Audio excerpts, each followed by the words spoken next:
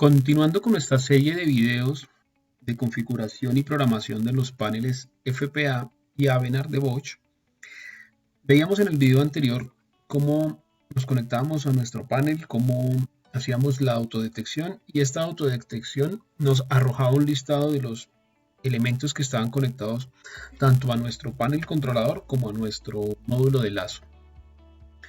Vamos a explorar entonces el nodo, ¿cierto? Este nodo que configuramos, nuestra conexión USB en nuestra dirección de nodo físico, ¿cierto? Que tuvimos en cuenta. Adicionalmente veíamos que al dar clic derecho en nuestro nodo, teníamos en la opción de autodetección completa la forma de traer toda la información al software de configuración. En nuestro panel principal o nuestro controlador MPC del FPA 5000, veíamos también cómo colocamos la etiqueta, cómo seleccionamos el país, el idioma y la zona horaria. También veíamos cómo colocar en estas líneas textos que queremos que aparezcan en nuestra pantalla principal cuando nuestro panel esté en modo normal, nos esté mostrando esta información. De este panel que tiene su controlador principal, en él vamos a encontrar, lo primero es que él cuenta con una dirección que es la dirección número 1, que nos muestra avería de tierra. ¿Cómo funciona esto? Es importante tener en cuenta que si en nuestro sistema, nuestro lazo, nuestro cableado se encuentra aterrizado, vamos a presentar una falla de tierra. Pero también es importante saber diferenciar que entre los FPA y los Awenar hay una diferencia en este ítem. Cuando es un panel de la familia FPA, si nosotros tenemos conectado el panel al computador por la conexión USB, nos va a arrojar esta falla o avería de tierra. Entonces es importante saberla identificar, que al desconectar el cable USB se nos elimine esta avería de tierra. Si persiste, quiere decir que la avería de tierra corresponde a una falla en el lazo. Caso contrario, en los paneles Awenar no nos va a arrojar ningún tipo de avería cuando tengamos el cable USB conectado. Esta es una de las principales diferencias que hay entre ellos. Otra de las principales diferencias que hay son las posiciones de llave. Los paneles FPA traen dos posiciones de llave que veremos en la siguiente imagen.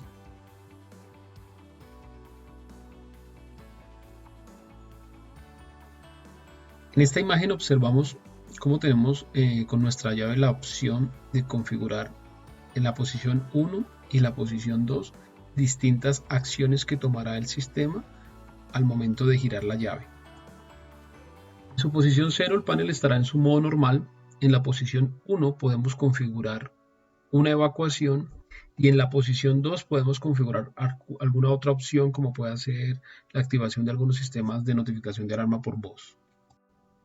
Veamos un dato importante.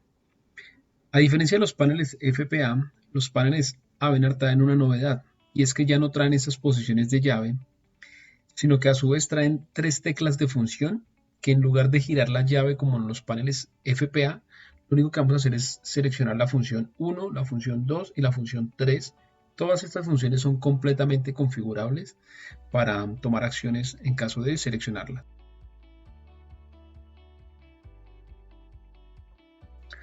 Los paneles Awenar traen en su pantalla táctil 3 teclas de función, todas completamente configurables, donde podemos evacuar diferentes zonas, hacer evacuaciones totales y configurar un sinnúmero de opciones a través de estas teclas de función. Pueden ser liberaciones de controles de acceso y demás.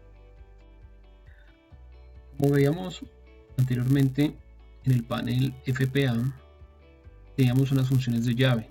En este entorno, que es una panel Awenar 2000, ya vemos que nos aparece la misma función de avería de tierra, que ya no, como les mencionaba, ya no se nos va a activar en el momento de tener la conexión USB, sino única y exclusivamente cuando tengamos fallas a través de nuestro cableado que estén teniendo contacto con la tierra. Como novedad, trae unos LED que son configurables, que podemos seleccionar su estado. Trae, en lugar de las posiciones de llave, como lo mencionábamos anteriormente, trae unas teclas de función. Para este ejemplo vemos que las tenemos ya preconfiguradas con unas etiquetas. Esta etiqueta indica que la función 1 va a ser la evacuación de una operación llamada operación 1. La segunda función va a ser la evacuación de la operación 2. Y la función 3 va a liberar los controles de acceso. De esta manera encontramos una de las primeras diferencias entre los paneles FPA y Awenar, que son muy similares, y que en los paneles Awenar encontramos ya una pequeña evolución en este sentido.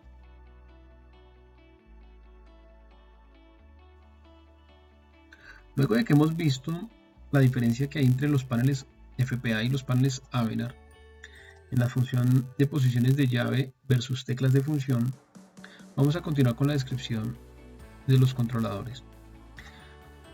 Estas entradas, que tanto para los paneles FPA como para los paneles Awenar siguen siendo dos, son las entradas supervisadas que nos van a servir como señales de supervisión en contacto seco.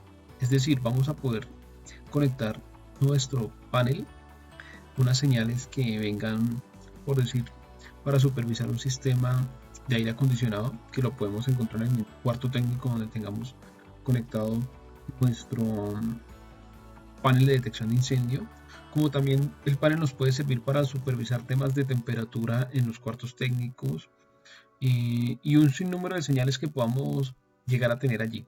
Estas entradas las podemos utilizar para supervisar esas señales y que se nos notifiquen al panel en caso de que exista algún tipo de falla, aumento de temperatura en el cuarto técnico, alguna fuente de alimentación externa, otro tipo de señales que podamos llevar. Después encontramos el módulo BCM, que es el módulo controlador de baterías o módulo de alimentación. Este módulo tiene dos sockets para la conexión de las baterías. Cada socket equivale a un juego en serie, es decir, a dos baterías conectadas en serie. Entonces lo que se llama batería 1 correspondería a las primeras dos baterías, batería 2 a las siguientes dos baterías. Entonces aquí es importante tener en cuenta que si luego de que hemos hecho el dimensionamiento de nuestro diseño del consumo de corriente, tenemos en un juego de dos baterías la capacidad suficiente de respaldo de energía del sistema y no vamos a utilizar el segundo socket de conexión de las baterías, debemos quitar esta dirección para que no nos vaya a generar un error. Siempre que haya algún ítem en el que tengamos una dirección configurada y no la utilicemos, nos van a generar un error, porque el panel siempre va a estar supervisando todas esas salidas a menos de que le indiquemos a través de la dirección 0 que no tenemos nada conectado ahí. Porque si nosotros tenemos la dirección como viene por defecto y no tenemos nada conectado, el panel nos va a mostrar que hay una falla porque no está recibiendo señales. Entonces es importante que para estos casos mantengamos la dirección 0 donde no vamos a tener conexiones. En el caso de batería 1 podemos colocar alguna etiqueta como banco de baterías para tener referencia de qué es lo que tenemos conectado acá. Adicionalmente tenemos unos ítems de alimentación. ¿Qué quiere decir esto? Que nuestro módulo de baterías tiene unas entradas auxiliares de alimentación, es decir, yo puedo a través de otra fuente inyectarle un mayor flujo de corriente y una mayor capacidad al sistema. Sin embargo, aquí es una recomendación muy importante y es que nos remitamos a la ficha técnica del módulo para tener en cuenta estos aspectos. Aquí, como ustedes se dan cuenta, podemos seleccionar qué voy a utilizar y qué no voy a utilizar. Si voy a utilizar la batería 2, si voy a utilizar la alimentación principal, si voy a utilizar mis salidas de alimentación auxiliar. Puedo ser que yo alimente dispositivos como mis salidas de mis circuitos de notificación a través de la alimentación del módulo, como también lo podré hacer a través del módulo LSN. Lo puedo hacer a través de mi módulo de alimentación o lo puedo hacer a través de mi LSN. Entonces vamos a dejarlo para este ejercicio sin uso las salidas de alimentación auxiliar y vamos a aplicar estos cambios. Como se dan cuenta, aquí ya no tenemos, si lo hacemos de esa manera, ya tenemos automáticamente configurada la dirección 0 por el sistema. Pasamos al módulo de lazo. Como les decía, es un módulo LSN 1500 que él automáticamente me detecta la topología. En este caso es un estilo 6, estilo 7. Eso quiere decir que cada uno de sus dispositivos es un aislador de cortocircuito. En caso de que yo tenga una avería en el cableado, me va a identificar el sistema el segmento exacto entre dos dispositivos donde hay una falla. Puede ser que se haya retirado un dispositivo, el cabezal de un detector de humo, o que se haya cortado el cable. Entonces, fácilmente esta topología nos ayuda a identificar el punto exacto y así minimizar los tiempos de respuesta en los mantenimientos correctivos y que el sistema funcione. Es decir, este aislador de cortocircuito va a permitir que si yo tengo 100 dispositivos y el daño se genera en la mitad del circuito, voy a tener comunicación a través de las dos salidas del lazo, cada uno en ambas direcciones, y solamente se me va a cortar la comunicación entre esos dos dispositivos. Sin embargo, voy a seguir teniendo completamente cobertura con los demás y el funcionamiento de todo el sistema con los demás dispositivos, mientras puedo subsanar la falla. Tengo un consumo calculado a través de la lectura de todos los dispositivos que están conectados a mi módulo de lazo de 291.28 mA para este ejercicio. Adicionalmente, en el modo, me permite seleccionar si quiero hacer detección automático, clásico o manual. La recomendación es establecer el direccionamiento manual, porque esto me permite a mí hacer agrupaciones dependiendo el diseño y la edificación. Es mucho más sencillo la implementación si he direccionado manualmente cada uno de los dispositivos. Cuando vayamos a hacer la configuración, identificar dónde puedo ir presentando fallas a nivel de cableado o a nivel de conexiones. Este módulo de lazo cuenta con una entrada de alimentación auxiliar con la dirección 3 y una entrada de alimentación auxiliar con la dirección 4. ¿Esto qué quiere decir? Que, perdónenme, son unas salidas de alimentación auxiliar, no son entradas, son salidas de alimentación, y a través de estas salidas podemos alimentar módulos NAC, podemos alimentar todos estos módulos que van a darle corriente a las sirenas que van a ir conectados a ellos, y así manejar lo que es el voltaje y la corriente de nuestros elementos de notificación.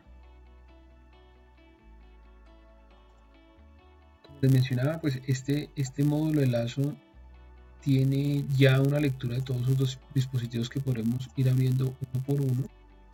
Ya lo miraremos más adelante. Continuando con los elementos que están conectados a nuestro panel, encontramos un módulo de RS232. Este módulo nos permite tener dos conexiones. Una la podemos utilizar para una impresora que nos imprima reportes, nos vaya imprimiendo los reportes de cada una de las fallas. Y la otra conexión la podemos utilizar, por ejemplo, para uno de los sistemas de alarma por voz de los más utilizados de la marca Bosch, que es el Plenavaso.